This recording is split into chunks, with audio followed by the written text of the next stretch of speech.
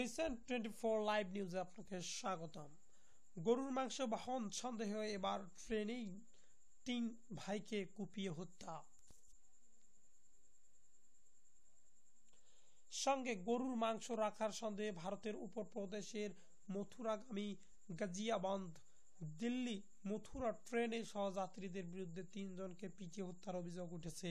নিহতরা হলেন হরিয়ানার বল্লভগড়ের কান্দারপাড়ের মোহাম্মদ সমীর উদ্দিন 28 বছর বয়স, কুঠিপাড়ার নসিরুল হক 30, রামগঞ্জের ঢলুগঞ্জের মোহাম্মদ নাসির 32।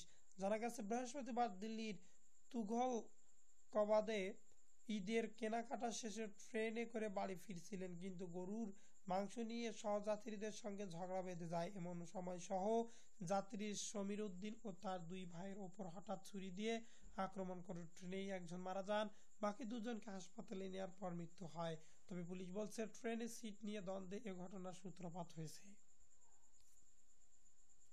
তো এই ধরনের সারা বিশ্বের ইন্টারন্যাশনাল প্রতি সেকেন্ড, প্রতি ঘন্টায়, প্রতি মিনিটের আপডেট নিউজগুলো পেতে এবং ভাইরাল নিউজগুলো পেতে আমাদের চ্যানেলটির সঙ্গে থাকুন এবং রিসেন্ট 24 লাইভ নিউজের সঙ্গে থাকুন। ধন্যবাদ সবাইকে, ভালো থাকুন এবং পরবর্তী নিউজ দেখার জন্য আমন্ত্রণ রইল। আল্লাহ হাফেজ।